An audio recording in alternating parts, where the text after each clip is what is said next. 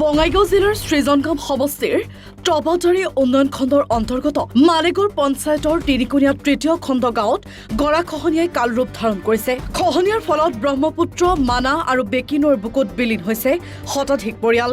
ইতিমধ্যে মানচিত্ৰৰ পৰাই নাইকিয়া হ'ল এখন গাঁও। ধাৰাবাহিক বাতৰিৰ পিছত উক্ত স্থানত উপস্থিত হৈছিল মুখ্যমন্ত্ৰী জলসম্পদ মন্ত্ৰী। খহনীয়া প্ৰতিৰোধৰ বাবে 1,05 লাখ টকা ধাৰ্য কৰি আৰম্ভ কৰিছিল কাম। উত্থাপিত অভিযোগ মতে বিজ্ঞানসন্মত আৰু পৰিকল্পনাবিহীনভাৱে অতি নিম্নমানৰ পাৰ্কোপাইন বহুৱাৰ লগতে কেৱল নদীত পেলাই দি দায়িত্ব সামৰিছে ঠিকাদাৰগৰাকীয়ে। দুটা পাৰ্কোপাইনৰ মাজত দূৰত্ব প্ৰায় 300-400 মিটাৰ। এইদৰেই পাৰ্কোপাইনসমূহ দূৰে দূৰে বহুৱাৰ ফলত গৰাখহনীয়া ৰোধ নহৈ এতিয়া কালহে চাপিছে। পুনৰ গৰাখহনীয়া আৰম্ভ হৈছে অঞ্চলটোত, যি ঠাইত মুখ্যমন্ত্ৰী উপস্থিত হৈ খহনীয়াৰ বুজ লৈছিল আৰু খহনীয়াৰ প্ৰতিহত কৰাৰ আশ্বাস দিছিল, সেই ঠাইত ঠিকাদাৰে পাৰ্কোপাইন নিৰ্মাণৰ কামত কাৰ আশীৰ্বাদত দুৰ্নীতি সংঘটিত কৰিব পাৰিলে সেয়া এক আলোচ্য বিষয় হৈ পৰিছে। তাতোকৈ ডাঙৰ কথা হ'ল যে আজিৰ খণ্ডটো তিনিকুণীয়া প্ৰথম খণ্ড, দ্বিতীয় আৰু তৃতীয় খণ্ডৰ গাঁৱৰ খহনীয়া ৰোধ কৰিবলৈ সক্ষম হোৱা নাই। সংশ্লিষ্ট ঠিকাদাৰগৰাকীয়ে কিদৰে খহনীয়া প্ৰতিৰোধৰ নামত ভেকু ভাওনা কৰিলে সেয়া মুখ্যমন্ত্ৰীয়ে নিজেই পুনৰ এবাৰ আহি প্ৰত্যক্ষ কৰি যাওক বুলি ৰাইজে অনুৰোধ জনাইছে। বৰ্তমান উফন্দি উঠা নৈৰ পানীৰ সোঁতে পুনৰ খহাই নিছে এটাৰ পিছত আনটো ঘৰবাৰী। চৰকাৰ প্ৰশাসনে অতি শীঘ্ৰেই খহনীয়া ৰোধৰ স্থায়ী ব্যৱস্থা নকৰিলে উক্ত গাঁওকেইখন যে মানচিত্ৰৰ পৰা নোহোৱা হ'ব সেয়া এক প্ৰকাৰ নিশ্চিত।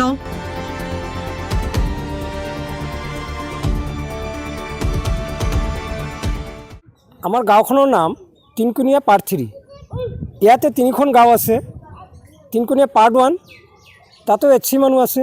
তিনিকুণীয়া পাৰ্ট 2, তাতো গাঁৱৰ আগত HC মানুহ আছে। আমাৰ তিনিকুণীয়া পাৰ্ট 3, ইয়াতো আমাৰ ৰাজবংশী মানুহ আছে।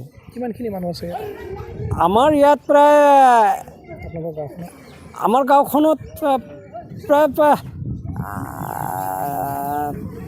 এনেতো জনসংখ্যা মতে ভোটাৰ হিচাপে বহু মানুহ আছে। আমাৰ খণ্ডতেই 10,000 ভোটাৰ, 10,000 ভোটাৰ। তে গাঁওখনত আৰু বেছি হ'ব, দুটা খণ্ড আছে, কমেও 30-35 হাজাৰ মানুহ হ'ব আমাৰ এটা গাঁৱতে। এতিয়ালৈকে নদীত কিমান জাহা গৈছে? এতিয়ালৈ আমাৰ প্ৰায় 350ৰো অধিক পৰিয়াল জাহা গৈছে। ইয়াতে আমাৰ 2020 চনৰ পৰাই মানে ব্ৰহ্মপুত্ৰ, বেকী, মানা গৰাখহনীয়াৰ ফলত আমাৰ হাজাৰ হাজাৰ কৃষিভূমি জাহা গৈছে। ইয়াতে মুখ্যমন্ত্ৰী আহিছিল, আহি দেখিও গ'ল। দেখি যোৱাৰ পিছত আমাক এটা স্কিমো দিছিল। কিন্তু স্কিমটো 1,05 লাখ টকা দিছিল। কিন্তু সেই স্কিম দিয়াত আমাৰ কোনো কামত অহা নাই। পাৰ্কোপাইন দিছিল, আমাৰ বেয়াহে হৈছে। এতিয়া আৰু নতুনকৈ আমাৰ গৰাখহনীয়া কবলত পৰিব লগা হৈছে। আমাৰ এতিয়া ভয়ত ইতিমধ্যে কেইঘৰমান এতিয়া জাহা গৈছে? 10-12 ঘৰমান জাহা গৈছে এই দুটা দিনতে। এই দুটা দিন বৰষুণৰ ফলত মানে 10-12